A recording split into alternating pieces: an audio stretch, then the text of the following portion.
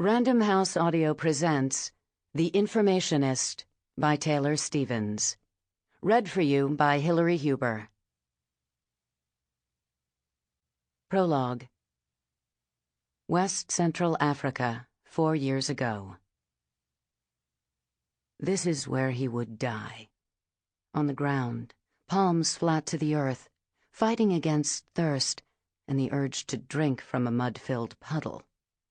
Blood was in his hair, on his clothes, and beneath dirt and grime, it painted his face. It wasn't his blood, and he could still taste it. They would find him, kill him. They would cut him to pieces just as they had Mel, maybe Emily too.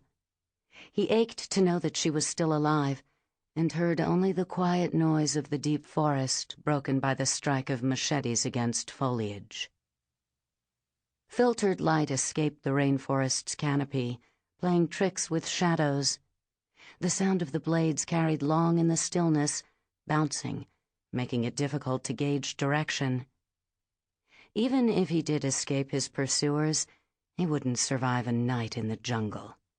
He needed to move, to run, to continue east until he crossed the border, though he no longer had a bearing on where that was. He willed himself to his knees, struggled to his feet and spun, disoriented and dizzy, searching for the way out. The machetes were closer now, followed by shouting not far behind. He propelled himself forward, his lungs on fire and his eyes burning. Time had lost meaning long ago. In the dimming light, jungle plants loomed large and ominous. Was this hallucination? Another shout, closer still. His legs buckled and he fell to the ground, cursing himself for the noise he made. He wrestled out of the backpack. It wasn't worth his life. Hope came with the low grumble of dilapidated jeeps vibrating through the undergrowth. The road was a marker pointing toward escape, and now he would find it. He crouched, then peered above the leafy cover, implored Providence for no snakes, and ran, following the sound. Without the pack, he moved faster. Should have thought of it sooner. A chorus of voices erupted 100 meters behind. They'd found the pack.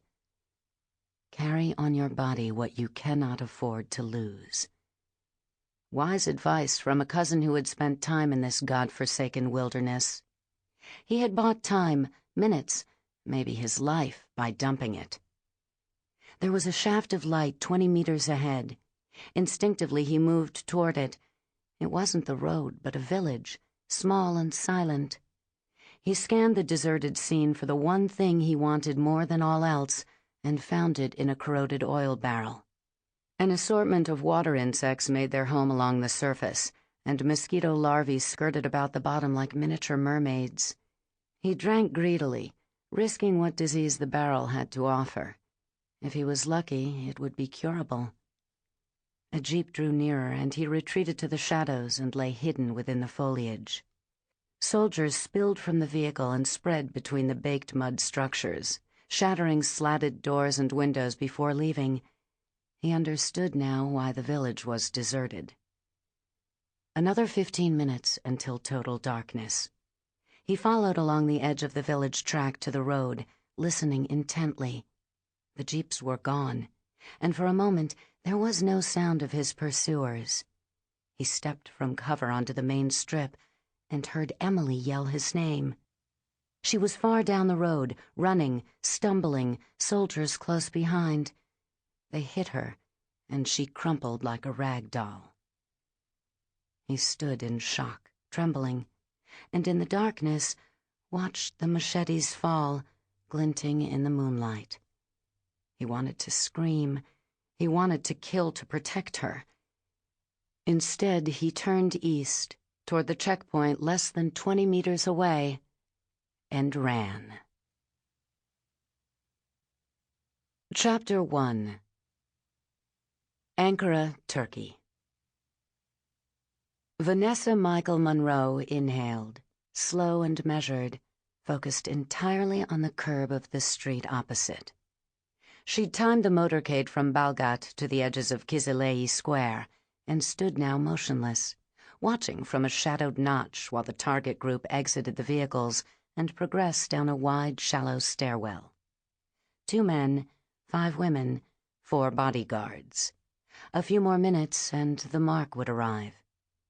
Multi-storied glass buildings reflected neon onto broad streets still alive with late-evening pedestrian traffic.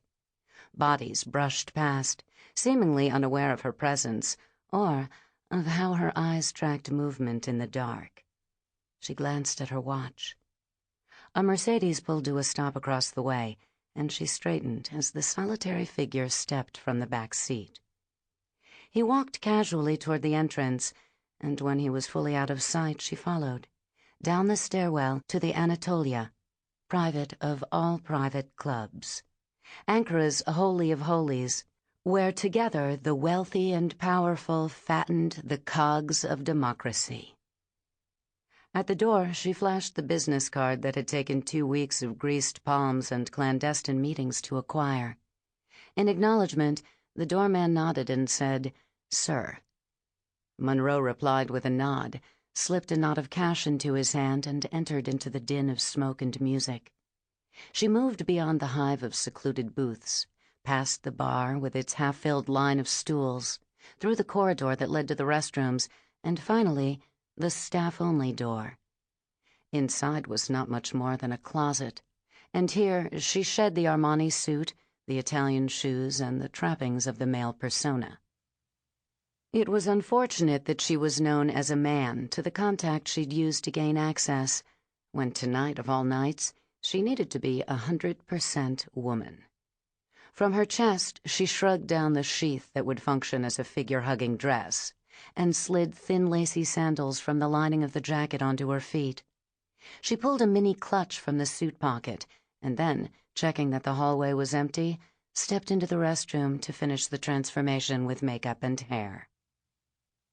Back in the main room, the motorcade's bodyguards stood as homing beacons, and she walked, with long and languid strides, in their direction.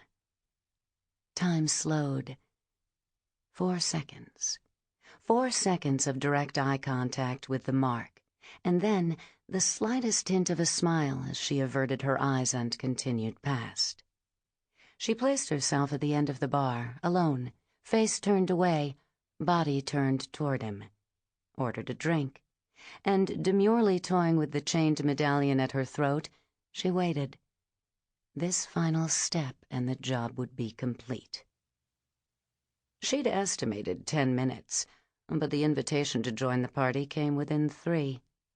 The bodyguard who delivered the message escorted her to the table, and there, with only the briefest round of introductions, coy smiles, and furtive glances, she slipped into the evening's role, seeking, hunting, prodding, all in the guise of the bimbo's game.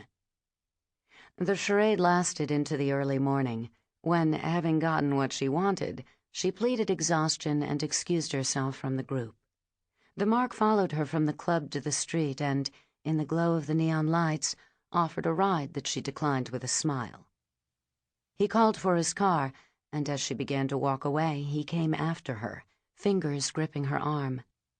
She pulled away, his grip tightened, and she inhaled deeply, forcing a veneer of calm. Her vision shifted to gray. Her eyes moved from his face to the veins on his neck, so easily slit, to his throat, so easily crushed, and back again. With blood pounding in her ears, she fought down the urge to kill him. Against instinct, she maintained the smile and sweetly said, "Let's have another drink." The Mercedes pulled to the curb. The mark opened the rear door and, before the chauffeur had a chance to step out, shoved Munroe into the back seat. He climbed in after her and slammed the door, ordered the chauffeur to drive, and then pointed in a brisk movement toward the minibar. "Have your drink," he said. With a flirtatious smile, she looked over her shoulder, seeing but not seeing. It was the smile of death and destruction, a disguise to the fire of bloodlust now coursing through her veins. She struggled to maintain reason, focus. Subduing the urge, She reached. Sample complete. Ready to continue?